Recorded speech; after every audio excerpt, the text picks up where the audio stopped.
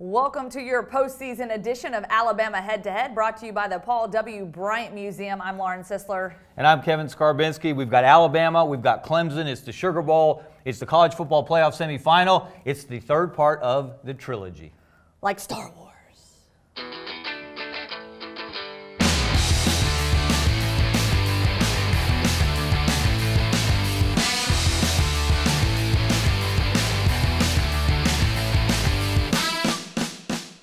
And Kevin, I think this is going to be a great matchup between these two football teams, fairly evenly matched teams. One of the matchups I want to look at here is Alabama's ability to run the football. You've got three guys with over 500 yards, Damian Harris, Bo Scarborough, Jalen Hurts. But they're going up against a defensive front that is loaded with talent in Clemson. Of course, a bunch of All-Americans on that football team, all ACC players. So that's one thing I'm really going to be looking at. And then, of course, you got to rely on Jalen Hurts. Can they keep the pressure off him so he can get the ball down the field, make some explosive plays, and get in the end zone? Lauren, this may sound crazy, but I think this is a better Clemson team than last year without Deshaun Watson. That may be heresy in South Carolina to say that, but Kelly Bryant has been lights out in stepping into the quarterback position, and I think they're better overall. I think they are more of a running back and wide receiver team by committee. They've got so many guys that can run the ball, so many guys that can catch the ball. Alabama killer Hunter Renfrow is back. He's got 17 catches for 180 yards and 4 touchdowns against Alabama the last 2 playoff games, including the winning touchdown last year. They've got a freshman running back named Travis Etienne. I think that's how you pronounce that. Yes. I don't speak French, but I think that's close.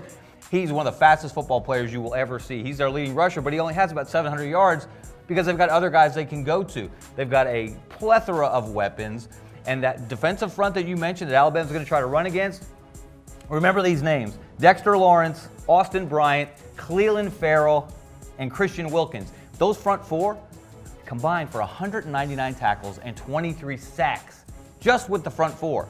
Those guys don't have to blitz to put pressure on Jalen Hurts. That is a better defense than last year. I think it's a better offense than last year. This is a tall task for Alabama. And we saw what they did against Miami, limiting them to just over 100 yards rushing. Very impressive performance by that Clemson team. One thing, though, to point out, Alabama does get several of their linebackers back.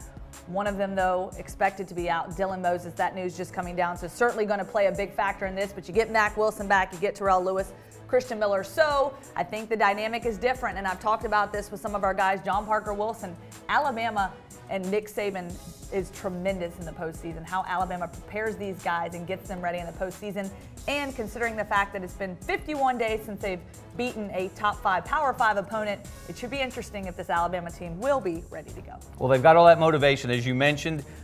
A lot of people didn't think they were going to get into the playoff. They squeaked in ahead of Ohio State for that 4th and final spot.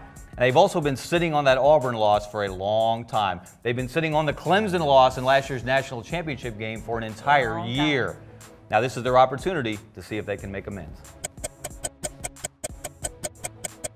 All right, Kevin, it is prediction time. And one of the biggest things that Alabama is going to need to do in this trilogy against Clemson last year, they could not extend their drives, just 2 of 15 on 3rd downs. That is the 3rd worst under Alabama head coach Nick Saban. So they are going to have to extend those drives, pick up the 1st down on those 3rd down drives. And of course, Alabama is going to have to play mistake-free football if they want to win this one. I think it's going to be a close one. I think it's going to be a dogfight, but I'm picking Alabama 21-20.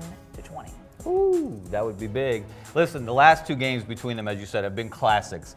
If you combine the scores, 1 point separates them on Alabama's side. But like I said, the last time we saw this Alabama football team play, they weren't very good on 3rd down on defense. They weren't very good on 3rd down on offense against Auburn. Auburn is the best defense they've seen until they see Clemson. Auburn is the best offense they've seen until they see Clemson. And Dabo Swinney now can look Nick Saban in the eye. He hasn't just beaten him head-to-head. Do you realize this? Here's a great stat. In the last 5 postseasons, Dabo Swinney has 6 wins against coaches who won national championships in the last 5 years. That is amazing. Dabo is now on that level. And, you know, a lot of sequels are great, some not so much. You know, we had The Godfather Part 1, The Godfather Part 2. That was kind of Alabama-Clemson 1 and 2. I'm afraid this may look more like The Godfather Part 3. I think Clemson gets them again, 31-24.